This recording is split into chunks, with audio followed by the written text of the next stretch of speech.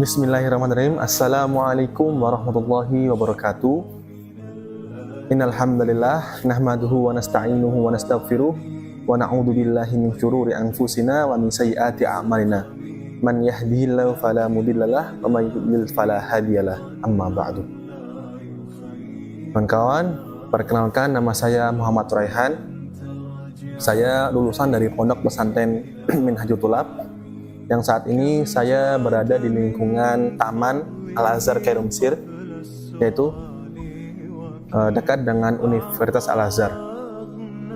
Dan saat ini saya sedang menempuh pendidikan pertama di Universitas Al-Azhar Khairul Mesir. Di sini saya ingin menceritakan sedikit kisah dari saya sebelum saya berangkat ke Al-Azhar Khairul Mesir. Sebelum saya berangkat ke Mesir, saya menimba ilmu di Pondok Pesantren Tahfidzul Quran Al-Itqon, yaitu cabang dari Pondok Pesantren Minhajul Thulab Lampung Timur yang bergerak di bidang santri yang dikhususkan untuk menghafal Al-Quran. Dan disitulah saya merangkai serta menemukan mimpi saya untuk melanjutkan pendidikan di negerinya para anbiya, yaitu Al-Azhar Khairul Mesir. Tidak diragukan lagi bahwa moto daripada Pondok Pesantren Minhajul Thulab adalah datang membawa mimpi dan pulang membawa prestasi. Karena itulah kata-kata yang saya tanamkan dari awal menginjakkan kaki di pondok pesantren tersebut hingga saat ini. Saya lulus dari Pondok Pesantren Minhajul Thulab pada tahun 2021 pada saat itu. Dan setelah saya lulus dari Minhajul Thulab, berhubung saya belum terlalu pandai, belum terlalu mahir bahasa Arab, nahwu shorof, serta ilmu-ilmu apa saja yang diperlukan untuk melanjutkan mempersiapkan diri kuliah di Al-Azhar, saya sudah berinisiatif sejak saya di Pondok Pesantren Minhajul Thulab, yaitu mencari tempat bimbingan belajar untuk memperdalam ilmu apa saja yang dikhususkan yang diperlukan untuk tes Al-Azhar Khairul Mesir. Dan saya mencari informasi tersebut sejak saya duduk di bangku kelas 12 SMA pada saat itu. Berhubung pondok pesantren diperbolehkan membawa HP, saya gunakan kesempatan itu juga untuk mencari informasi seluas-luasnya terkait pendidikan ke luar negeri, yaitu Al-Azhar Khairul Mesir.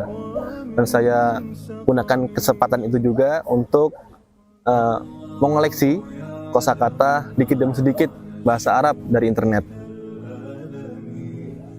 Dan alhamdulillah berkat kesempatan itu saya bisa menemukan tempat bimbingan belajar yang cukup dekat karena masih berada di wilayah Lampung. Dan alhamdulillahnya saat ini saya bisa berada di Al-Azhar Khairul Mesir. Pada saat itu saya setelah lulus dari pondok pesantren, saya sempatkan mengabdi di Pondok Pesantren Al-Itqon, dan saya gunakan kesempatan itu memperlancar serta memperbaiki hafalan saya yang telah saya hafalkan setelah saya lulus dari SMA Minhajul Thulab.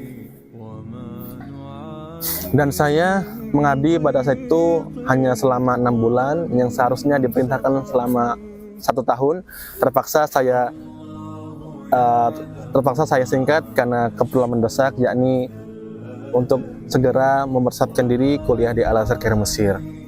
Sebenarnya banyak lika-liku saya sebagai santri yang merasa bimbang setelah lulus dari pondok pesantren tersebut, seperti penolakan saya terhadap Abah Yai yang diperintahkan mengabdi kembali.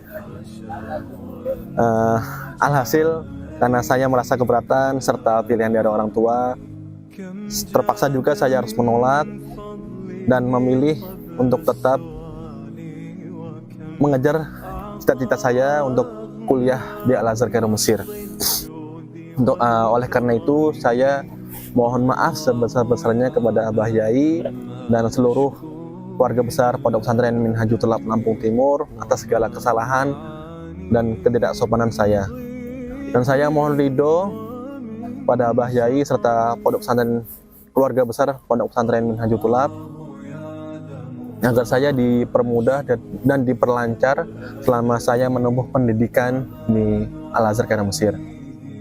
Dan untuk adik-adikku di Pondok Pesantren Tahfidzul Quran Al-Itqon, targetkan hafalan sebaik dan secepat mungkin dan jangan malas-malasan supaya cepat meraih kesuksesan.